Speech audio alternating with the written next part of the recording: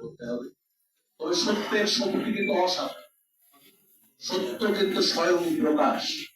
সব মিথ্যা সাময়িক, এটা ভাইরাল হয়, এটা মুখরোচক, এটা মানুষ সহজে এর প্রতি আকৃষ্ট হয়, কিন্তু আলটিমেটলি দিন শেষে কিন্তু অপোডারেশন বিএফইউজে মিলে এই সেমিনার ডেকেছে।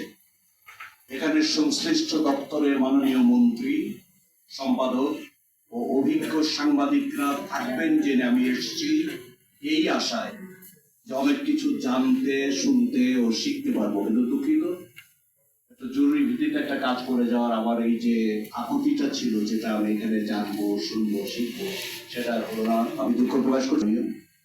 তো এই বিষয়ে আপনারা আমার বিশদ বলেছেন এবং আমি একমত পোষণ করেছি। আমি আর এই বিষয়ে খুব বেশি বলতে চাই।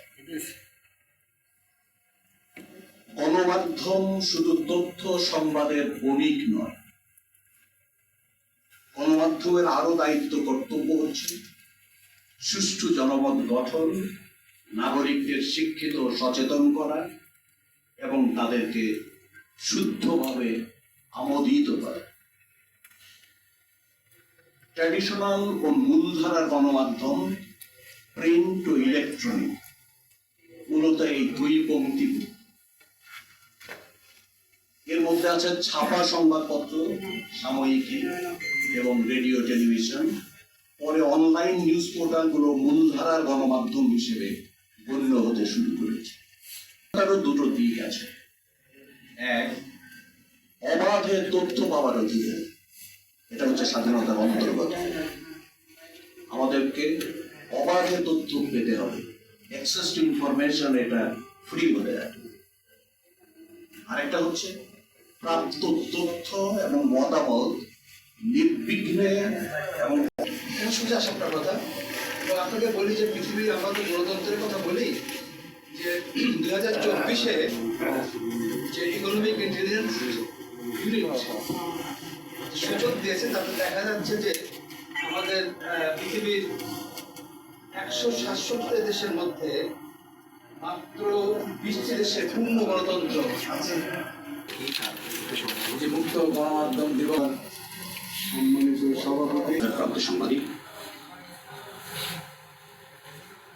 সরকারের প্রধান তথ্য কর্মকর্তা, জাতীয় প্রেসিডেন্ট বলেছেন। আমাদের আজকে মূল আলোচ্য বিষয় ছিল স্বাধীন গণমাধ্যমের নতুন চ্যালেঞ্জ, অপতথ্য এবং আমাদের করণীয়। সবগুলো কথাই এসছে আমি মনে করি। তারপরে আমি একটি প্রশ্ন আপনাদের কাছে, পাঠক আছেন এবং সর্বোপরি পাঠকরা আছেন, এই সমস্ত অংশীদারদেরকে সাথে নিয়ে একটা প্রপার মাস কমিউনিকেশন ইকোসিস্টেম, এইটাকে বহাল রাখাটাই হচ্ছে তথ্য মন্ত্রণালয়ের বিরাট দায়িত্ব। আমি নিজেও যেহেতু দীর্ঘদিন রাজপথের কর্মী ছিলাম এবং এস্টাবলিশমেন্টের বাইরে থেকেই রাষ্ট্র, সমাজ, রাজনীতি নিয়ে চিন্তা করতে হয়েছে।